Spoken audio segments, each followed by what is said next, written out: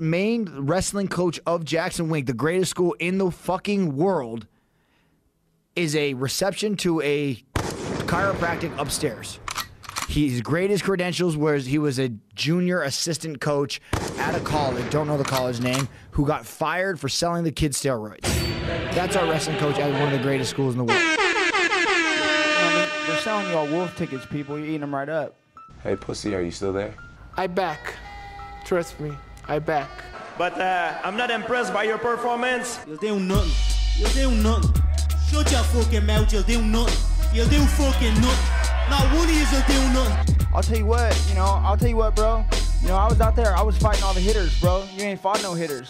Come on, guys. It's normal. I'm not saying I would fight you. I would kill you. John, do you think I'm just gonna sit there and let you kill me, John? I mean, really? No, don't be scared, homie. I'd like to take this chance to apologize to absolutely nobody. The double champ does what the fuck he wants. I'm gonna beat you into the living death. I mean, maybe that's your job, but where I come from, people like that get slapped. That's fucking illegal. Nick Diaz, you just shook up the world. How's that feel? Hey, I'm not surprised, motherfuckers. Yeah, this is a simulated death match. And you haven't simulated anybody's death yet. I said it last year. We're not here just to take part. We're here to take over. What is the game plan going in against him? The game plan is you go in there, hit him with some good shit, don't get hit, and come home with a pocket full of cash. Who the fuck is that guy? Everybody's on steroids. The whole UFC, everybody. I'm gonna go home tonight. I'm gonna drink a Coors Light. That's a Coors Light because Bud Light won't pay me nothing. Do you want to be a fighter? That is my question. Any of you radio personalities think you want smoke? Call me Mr. Chimney. I want smoke. Yes. What is up? MCR family, another daily edition of the show live on YouTube, 10 p.m. in the UK, 5 p.m. Eastern, 2 p.m. in the Pacific. Every day on YouTube, Monday through Friday. Like I said, podcast from obviously on iTunes, Spotify, iHeartRadio. We're going to discuss all things boxing, MMA, and everything in between. Quickly, though, shout out to everyone in the chat, Rob and Rick early in the queue, or I should say in the live chat on YouTube. Rick asking if I got his message from Patreon, a.k.a. patreon.com/Mixed Combat Radio, help support the show and the channel. Any donation is helpful. Of course, you can just do free things like hitting the like button, sharing the show, subscribing, or leaving a review on iTunes. All of those help. Quickly call in 323-870-4051. Press 1 to get in the queue. Call in anytime in the show. I will take your call. No worries. But let's get into it because it's not like it's a really deep show. There's not much going on. And I'll be honest. I didn't sleep that well last night. I kind of want to, maybe take a nap or something after this. I'm not feeling on my A game. I'll just be honest. But I think I've announced this on a actual show before in terms of our clothing line coming out next week. All patrons will receive a free item if you sign up this week. And obviously, those who have sent me a message, I've got the message about the shirt. So don't worry, I've seen it. When the shirts do get delivered, they will obviously get packaged up, sent to you whenever that is. But let's get into the topics because obviously, like I said, it's not a deep show today. You heard the little opening from Don Cerrone talking about his old gym at Greg Jackson and Michael Winkeljohn in Albuquerque, New Mexico. Obviously going to delve into that one in the second half of the show. First half going to be boxing. And basically, it's breaking news today that was Showtime Premier Boxing Champions announcing a 3-year deal. Monetary terms have not been disclosed. Also, in terms of ramifications of their Fox negotiations, which was very interesting to me because at first when I heard this announcement, I thought, okay, this all we've heard in the last month or two is a Fox deal. And I thought instantly, Premier Boxing Champions used that negotiation period with Fox to leverage a probably better deal with Showtime. Good for them. Showtime probably wants to, circle the wagons up with their boxing content because they do have a large percentage of it in the U.S. market. So that's what I thought it was going to be. But it's not that entirely. Per Dan Rayfield over at ESPN, PBC is still negotiating with Fox at this point. So it seems like PBC went from really having 0 network deals, even though Showtime was giving them some sort of licensing fee.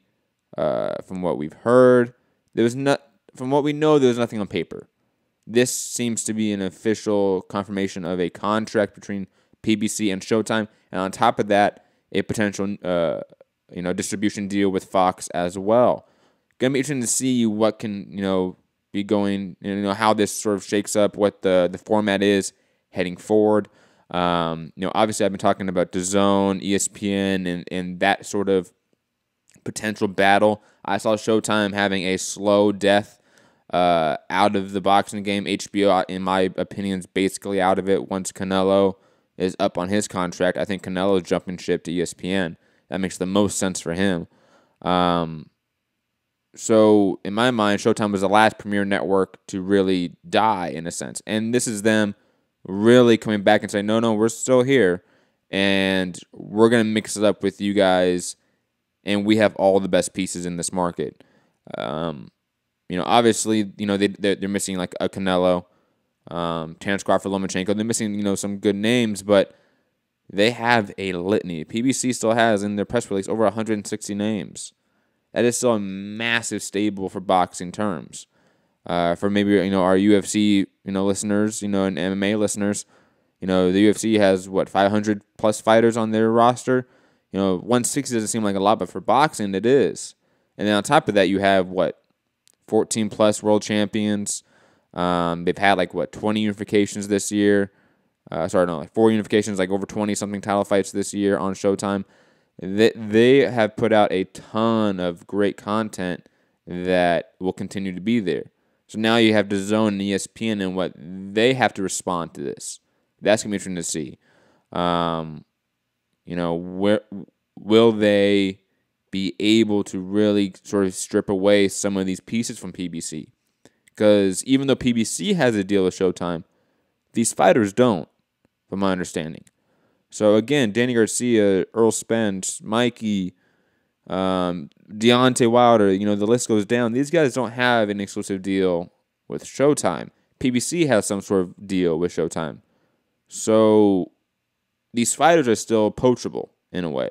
So if you're Eddie Hearn at DAZN, if you're Bob Arum with ESPN over there in Top Rank, you can still potentially poach some of these guys. So it's not like these names are now completely off the table. When we were talking about Eddie potentially getting a Charlos or Mikey, that is still a possibility. Is it harder now? Potentially. I would say more likely it's harder now. It's going to be interesting to see, again, what can happen. This is the network war. We're in a new paradigm and era of the Cold War we were so used to, which was HBO and Showtime, really. And you had the occasional ESPN Friday night fights. But really, it was HBO Showtime, and it was very, it was a dichotomous universe we were so accustomed to. Now it's not. Now there's seemingly more players involved. And old players such as Golden Boy seem to be less relevant. HBO is definitely less relevant. The line between UK boxing and US boxing is basically all but gone, to be quite honest. So it's just going to be, like I've said, interesting to see what happens going forward, the consequences of this deal. If PBC gets another Fox deal as well as Showtime, that's going to be another fascinating aspect to this entire situation and story. How can DAZN and ESPN, these new networks with a lot of money on the table that really want to make a dent in this industry, how will they now contend and compete with PBC and Showtime, which have now solidified their agreement in some shape or fashion? Again, individual players in this, game, so to speak, may be movable, but PBC seems to be with Showtime for the foreseeable future. We're not getting an Al Heyman jettisoning from Showtime. That's not happening. And that was never really likely. But I know that narrative was not necessarily talked about, but it was all things were sort of talked about at when DAZN made its move. ESPN really started making its move. I think we now have a more of a solidified borders between these parties and entities. We have Showtime, PBC, and potentially Fox. We have DAZN, Matchroom, Roblox, and Super Series. And then we got Top Rank, ESPN. And you have Golden Boy in the mix. You have K2 in the mix, Main Events in the mix, just doing their thing. Frank Warren over at BT. He has some sort of relationship with Showtime, it seems. Just going to be interesting to see, what can be going forward, how this all shapes up. To me, it's just fascinating. I know the business side of it, this network stuff, is not always the most interesting to you guys, the listeners, or the fans. You guys love fights and breakdowns, I know, but this mega, tectonic plate shifting move that is PBC solidifying the relationship with Showtime has a industry-wide ramifications and consequences that obviously we don't know yet, but we need to at least look for and be on the eye out for it because it's going to happen. ESPN and DAZN are going to have to maneuver differently because of this, in my opinion. But yes, that's the Showtime PBC deal, 3 years. Again, no monetary term or details announced. Very little details. Amount of events per year, nothing like that. There was vague language in the press release about an increase in events. So potentially we're going to have more PBC events, but if they're going to have a Fox deal, I don't know how that's going to happen because in my mind, when I saw that, again, initially off the rip, just seeing the press release, not knowing Showtime was going to, not Showtime, PBC was maybe also going to Fox as well. I assumed, all the FS1 and Fox events, well, now they're just going to be on Showtime. That's a shit ton more events for Showtime that they weren't used to. That could be, another dozen or two events a year that can pull numbers. That doesn't seem to be on the table yet. So I don't know where this increase in events is going to happen, if there's still going to be a Fox relationship that's even more official and more solidified as well. Again, all interesting, all fascinating to me. The paradigm shift that is networks and streaming services. How is it going to affect the consumer heading forward? It's all things that matter. Again, call in 323-870-4051. Press 1 to get in the queue or leave a comment below. But let's move into the next topic of the day. I believe I want to say I talked about this a little bit, but I'll be honest. I don't think so. Because I think it came out like midnight last night. Ryota Maeda versus Rob Brandt is finalized. I know I talked about it, going to Jason Quigley and then back to Rob Brandt. It is officially finalized. Maeda versus Brandt, October 20th in Las Vegas, ESPN Plus. That same day, obviously, Billy Dos Santos versus Demetrius Andrade on DAZN. I believe there's a UFC card that day as well. So a ton of fights and combat sports events that Saturday for us hardcores. It's going to be interesting to see what Maeda and Brandt can do in terms of viewership. Obviously, we will never know. ESPN Plus doesn't release viewership. DAZN probably will not as well. That is just the industry standard now for streaming services. They don't release numbers to the public. It's not like YouTube where you see that number count. For some reason, Netflix, Hulu, even like music streaming like Spotify, etc., they really rarely show number counts.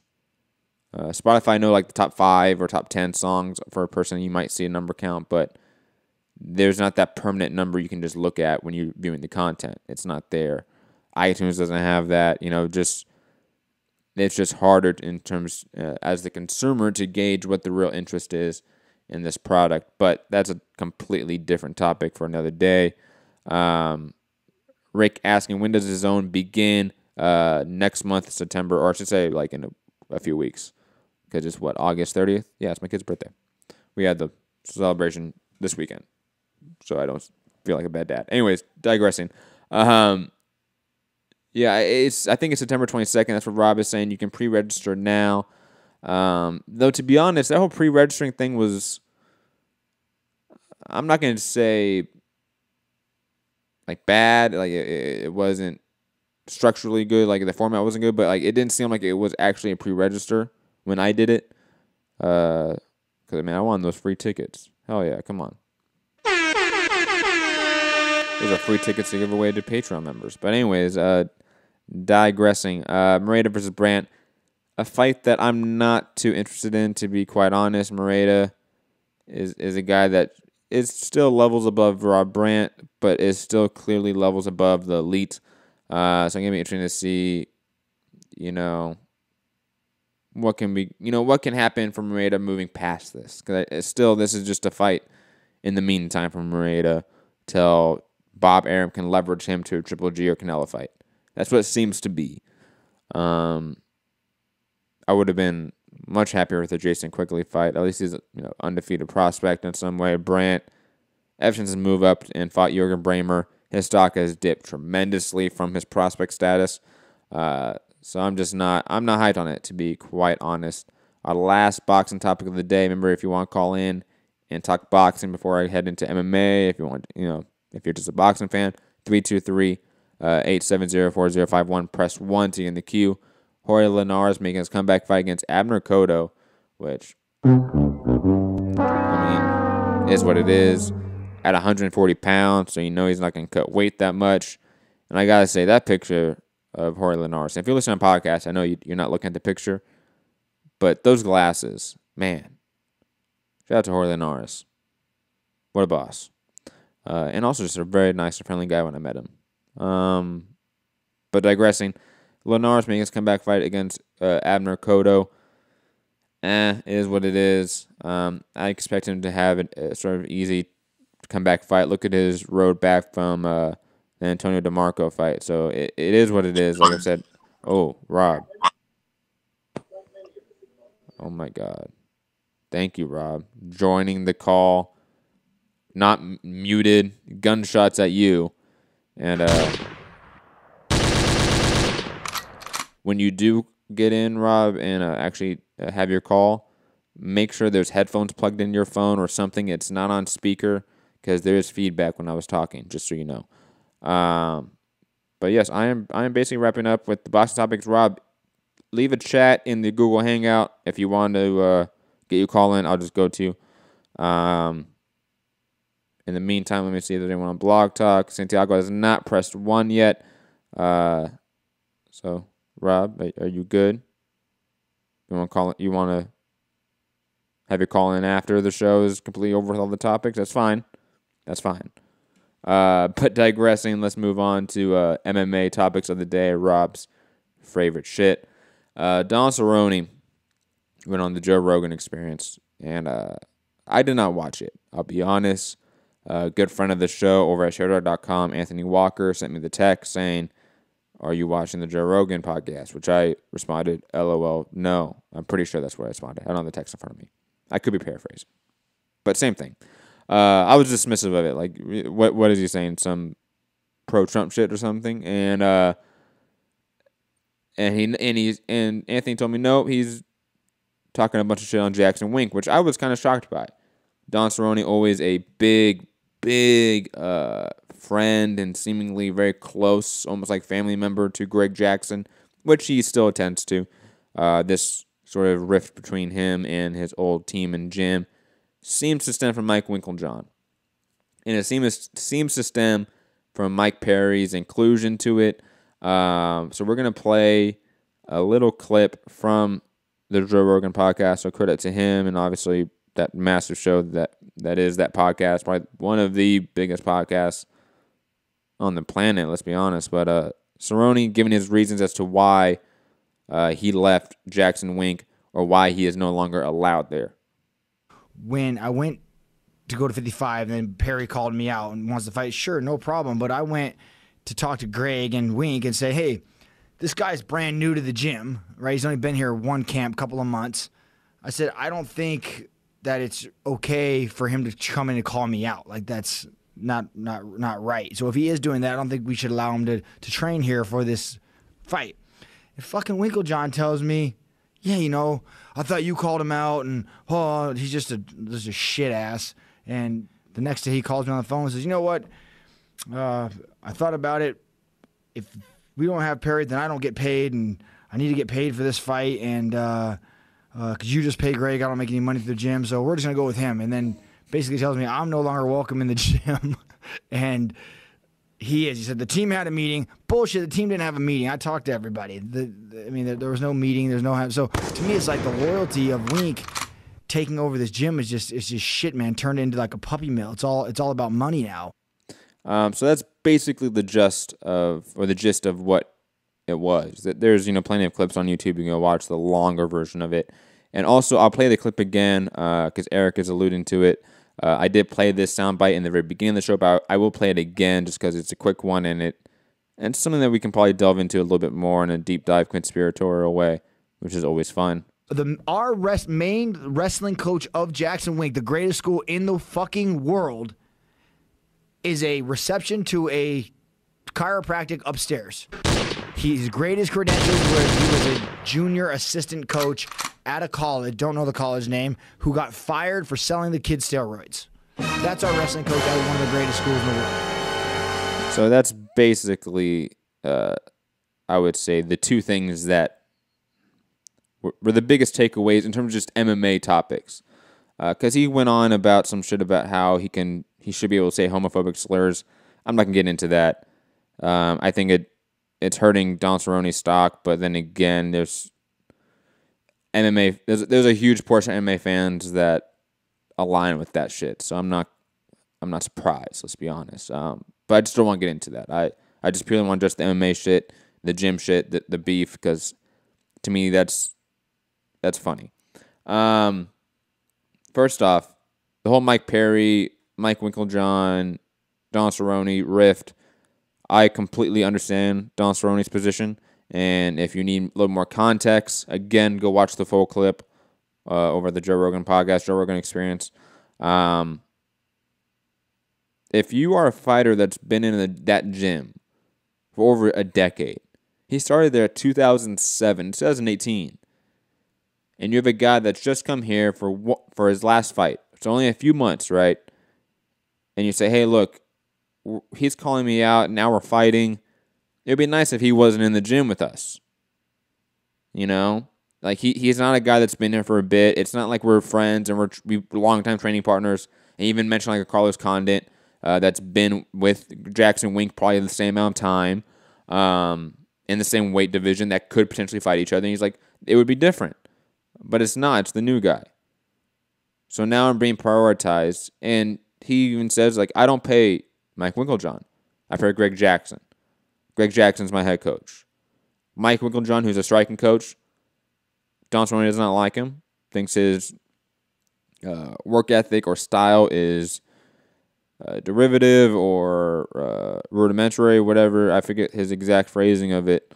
But it was not nice. And obviously, his claims against Michael Winkeljohn, basically taking one of the best gyms in MMA history. I mean, this is, to put it in a comparison for boxing fans, this was like Wild Card in its heyday. This was almost like the Kronk Gym, like in its heyday, to be quite honest. It was like that, where everyone was good. Everyone was a champion. Everyone had pedigree. And then look at like the Kronk Gym right now. Like it's definitely not in its heyday, right? And I think Don Cerrone is alluding to that sort of fall from grace, or fall from effectiveness purely.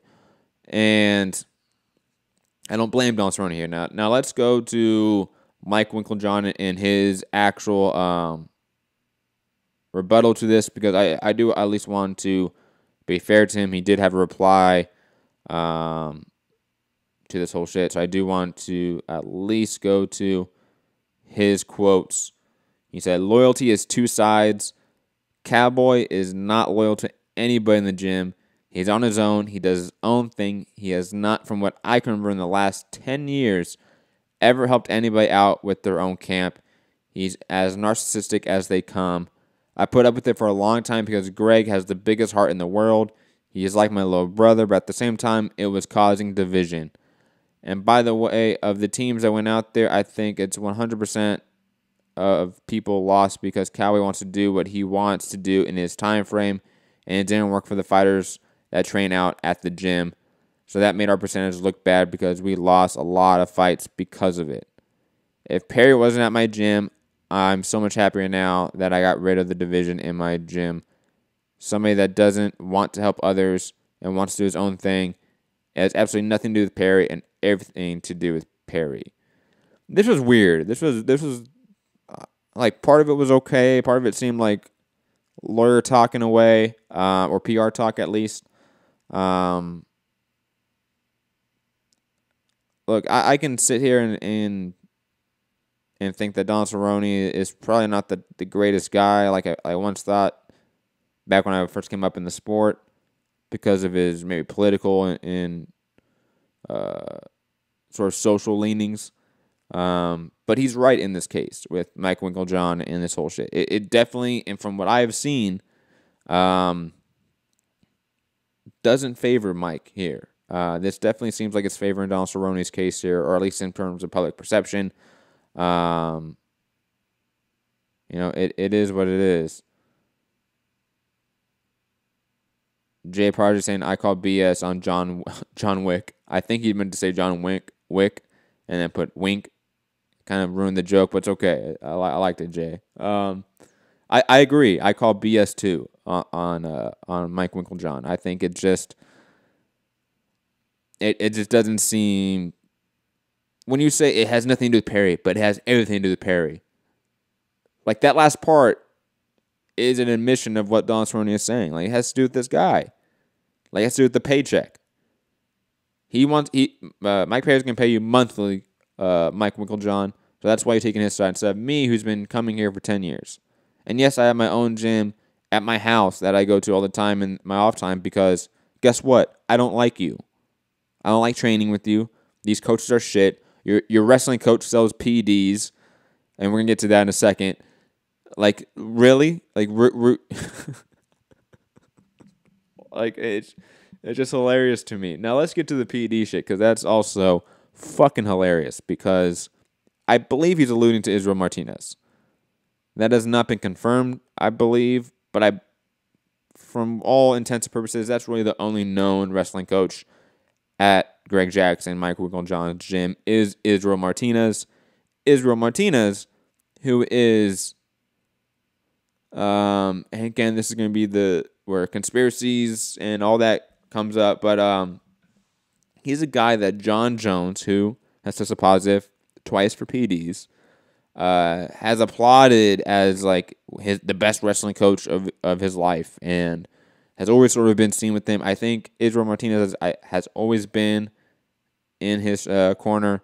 If it's that guy, the correlation or just the happenstance that is John Jones, a guy that tested positive twice for PDs, and yet obviously denied it both times, then be connected to a coach and his favorite coach, by the way, as a PD seller back in college by his former teammate, which is Don Cerrone. Because remember, John Jones, Don Cerrone, same teammate. Or not same teammate. They are teammates, same gym. So, just fascinating to me. Utterly hilarious. Don Cerrone spilling all the tea in the world. So, that in of itself is hilarious. So, salute to that. Yeah, drama, Twitter drama, social media drama, whatever it is, podcast drama, because it was technically broken news on a podcast, but just hilarious to me. Something that's not hilarious, though. Jessica Andrade has announced that she sells her own UFC gear to make ends meet, but she is happy with UFC pay. And obviously she's having lip service here because fighters that talk out about fighter pay usually aren't treated that well by the UFC. Like that's just known. That's just a known factor here. Jessica Andrade Andrade. She's Brazilian. She is at worst top 5 in her division, and she has to sell her own jerseys, her own gear, whatever it is, her own jackets, sweatpants, whatever the fuck she is selling that is her own clothes, basically, to pay for bills. A top 5 female in her division, top 5 fighter in her division, a person that has fought for the belt. She is a former title contender against Joanna Jędrzejczyk. Like, this doesn't make sense. This does not compute. For all those that have defended the UFC in any way on terms of fighter pay, you can't hear. How in the fucking world is your top 5 fighter in the division not able to pay her bills, where she has to sell her own clothes and gear to make ends meet? Really? Really, UFC? When all your fucking office officials or office fucking execs make, what, 10 to 15 to 20 times more than her monthly? Like, come on here. This is just ridiculous. Jay saying more than top 5. She's number 1 contender right now. I'm being generous. Like, she's top 5 in that division. Like, when you talk about Rose Namajunas, Carolina Kowalkiewicz, Joanna Jędrzejczyk, Jessica Andrade, maybe like a Tisha Torres in there. Like, those are like that top 5, right, Jay? And even then, if you're a top 10, top 15 fighter in the world in your division, you should be able to pay your bills. At least. That's bare minimum. You know, I've always been the mindset that if you're a top fighter, if you're an elite world-class athlete and fighter in this combat sports industry, you should be getting paid at least 6 figures, if not 7 figures. Come on. I think every champion in the world should be getting paid 7 figures, but that's just not reality. Jay saying, remember, is women's strawweight, though, not really a big money-making division? I would dispute that slightly, Jay. I understand your point, and I would probably not disagree with it too much, because I understand the sentiment of it, and I agree with the sentiment of that idea. But you have to remember that Joanna Jędrzejczyk has been either a co-headliner or a headline pay-per-viewer, it seems, for a very long time, and she has done quite well in terms of social media metrics, overall popularity. Her online metrics are off the charts, and Jessica Andrade is a part of that. You know, I think there's a legit argument as to who's the bigger star, especially when on their run, Amanda Nunes or Joanna Jędrzejczyk. I would argue it's Joanna Jędrzejczyk. Even though Amanda Nunes got the 1 million plus pay-per-view buy rate with Ronda Rousey, I would credit that more to Ronda Rousey. You know, if we could figure out a way for Jędrzejczyk to fight Ronda Rousey and they were the same weight class, that would do over 1 million pay-per-view buys. But I think on their own, as an A side, Jędrzejczyk in the strawweight division, when they were on that run like a year ago, 2 years ago, it seemed like it was moving a certain way. And then I think Rose Namajunas has come to a certain level of stardom. Again, not in terms of pay-per-view stars. I'm not talking about her selling million pay-per-views. But is she that far up from a Triple G level star?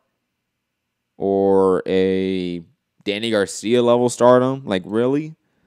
I would argue that. I would argue people like Rose Namajunas, Joanna Jędrzejczyk are on the level of stardom of people like a Keith Thurman, people like a Terrence Crawford.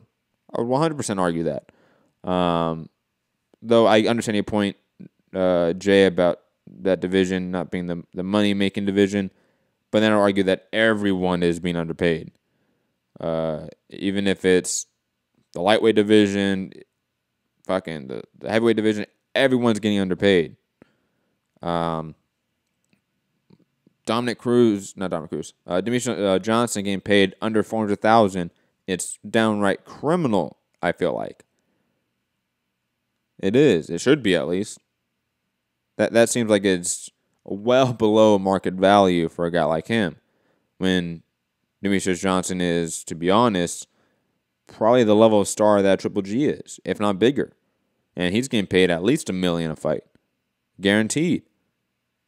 Come on. Like, the jig is up here. Like, I think fighters are sensing it. I forget who put it out there. Was it Mookie Alexander or John Nash? One of those guys, maybe a Paul Gift.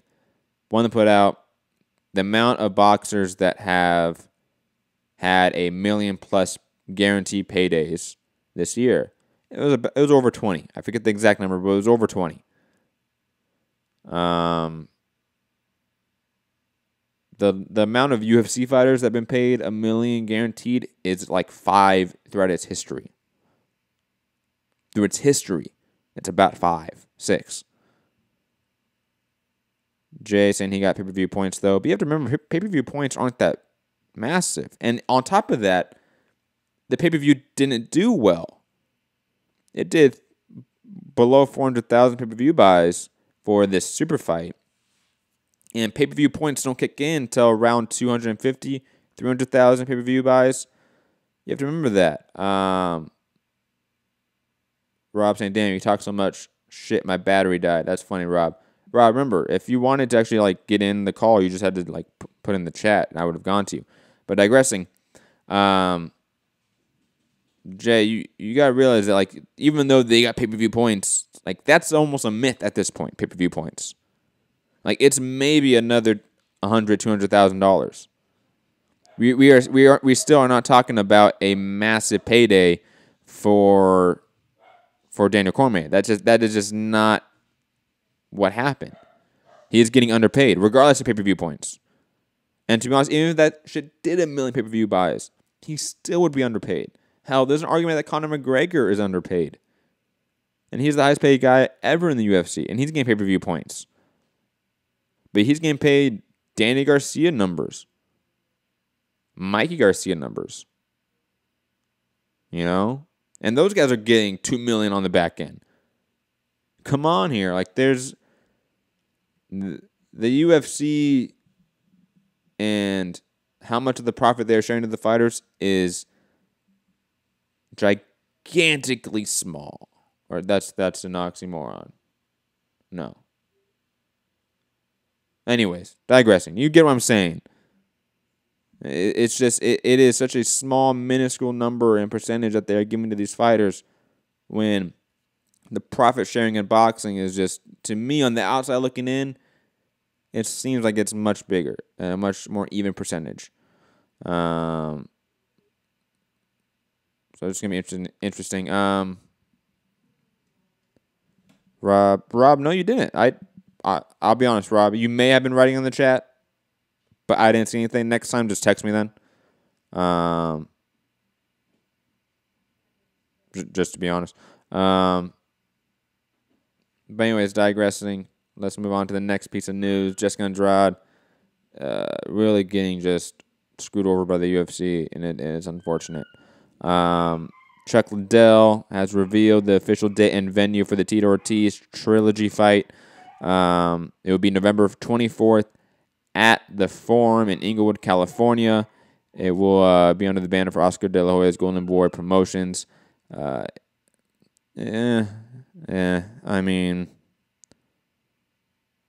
come on. That's what it is. Jay saying, isn't pay-per-view points like $1.50, $2 a pay-per-view buy? But it only kicks in at a certain point. You can probably find it now. It just might take you a little bit. But go and find the Eddie Alvarez contract. Because as far as we know, as far as I know, that is the only contract we have in the public sphere that has pay-per-view points in it for the UFC, for a UFC contract. So that's really the only one we can look at. And that one had certain thresholds it had to hit, or you forget certain rewards. So if it did, like let's say you're a champion and you have a contract, right? Pay-per-view points don't hit till, like I said, 250. I believe that was the number for Eddie Alvarez. That once it hit 250, you get X dollars. Once it hits 500, you get Y dollars, and so forth, as you can probably guess. But again, go and look at that contract. Let's say a Demetrius Johnson who sold 225,000. If that's not hitting that threshold, he's not collecting pay-per-view points. He's getting his guarantee, and that's it. Similar to Daniel Cormier. If he didn't hit that threshold or certain thresholds, he doesn't get that certain amount. To be quite honest. But just to answer or to address your point there, Jay, hope that sort of cleared it up for you. But back to Chuck Liddell versus Tito Ortiz 3. It is what it is. Leave a comment below if you care about this. Again, another fight that is all about pay-per-view money. I'm not going to say there's no guarantee here. But it didn't sound like it. I forget who announced it. I think it was either Tito or Chuck, but they said Chuck and Tito are splitting 60%. So 30% goes to Chuck, 30% goes to Tito for this pay-per-view, and the rest of it, the 40%, goes to Oscar and Golden Boy. Oh my God. Where is it? Where's that soundbite? You know, they're selling y'all wolf tickets, people. You're eating them right up. Ridiculous. Come on, Chuck. Come on, Tito. You guys are veterans in the game. You should know when you're getting got by a promoter. They just got by a promoter easily. God, how the fuck is Oscar collecting more than Chuck and Tito in a pay-per-view that they are headlining? Oh, what a ripoff. But again, to your point, another sort of example of pay-per-view points and how split doesn't necessarily work that well. Guarantee pay. That is what fighters should always look for. No matter what, when I show up to work, I want to collect this amount, regardless. That's why you have such an issue with fighters that fall out with injury, don't make weight, etc. in terms of pay. Remember the F.A. Agabi, Curtis Harper situation that happened? Oh, was it last week or the week before? I forget the exact timing of it. But when that fighter walked out of the ring, he technically got paid. At least he should. I don't know if PBC in their contract figured out another loophole in the system. But you do not get paid for a fight until the fight is over. If the fight never starts, you don't get paid.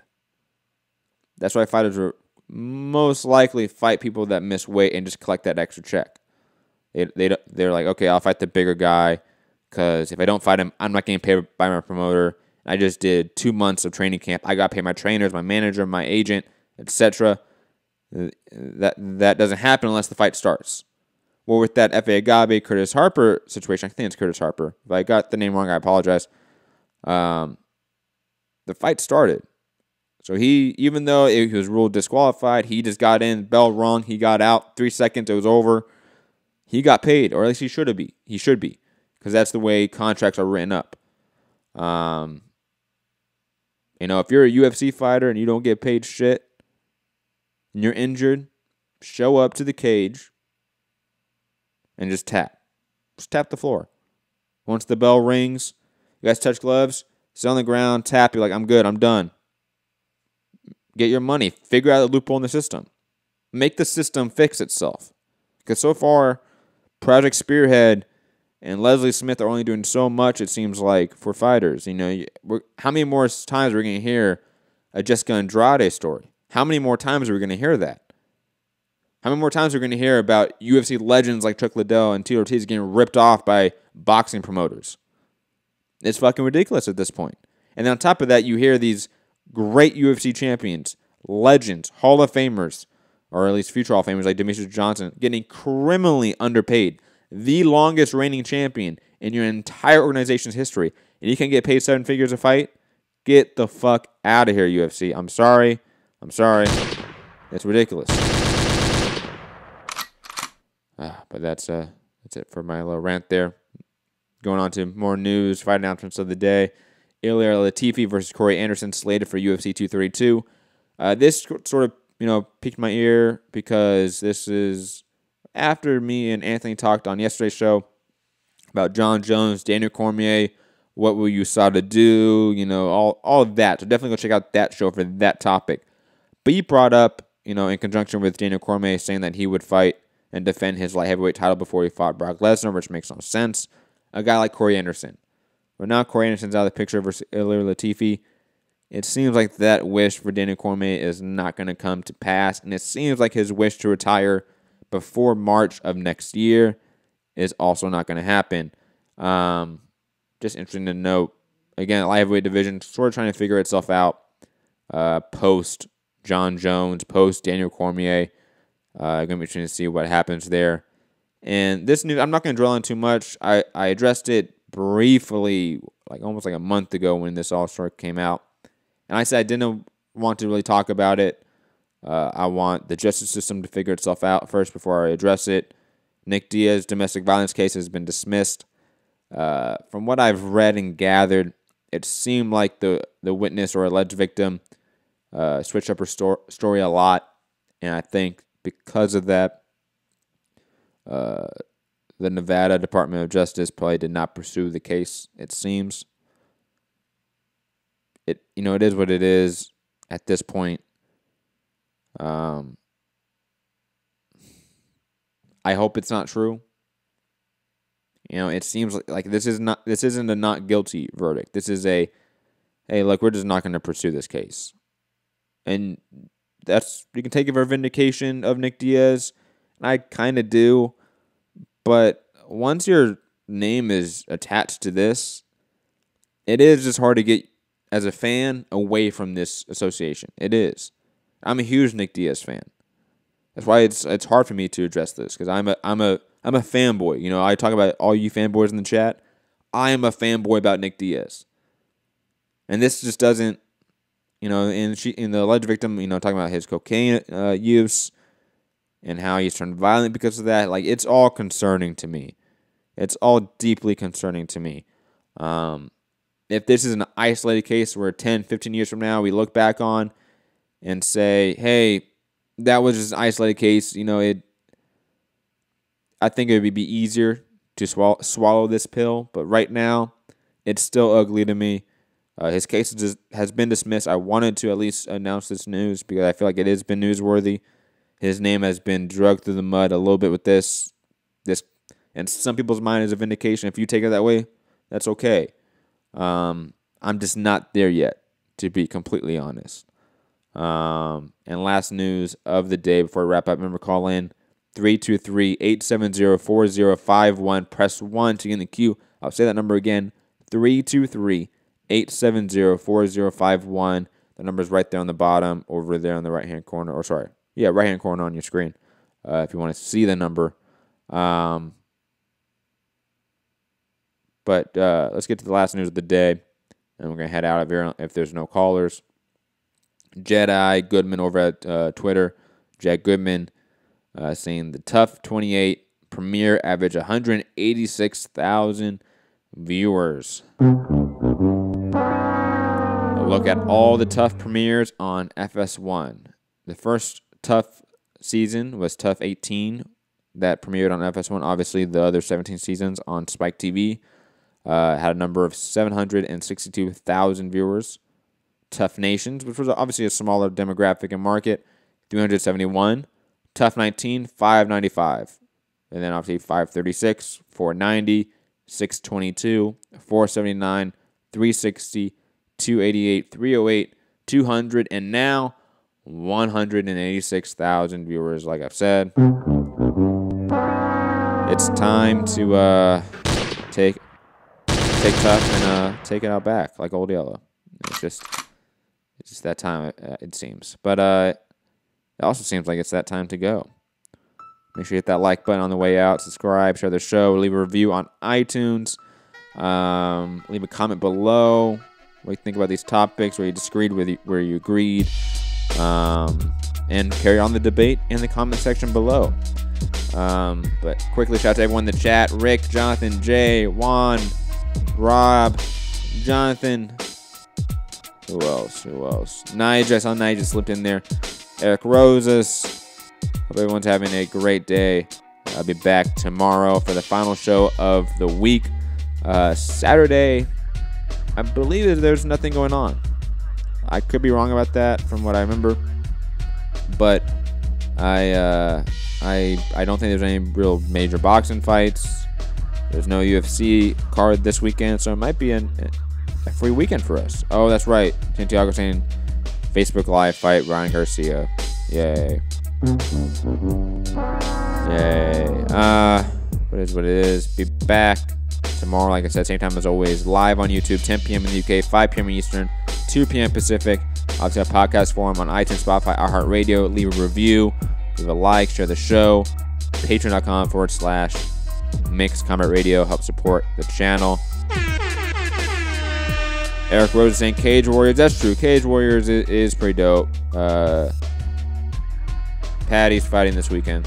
Patty Bimplett versus the Viking. That is one of the best promos by like a regional promotion I have ever seen. So if you haven't seen that promo yet, definitely go watch that promo.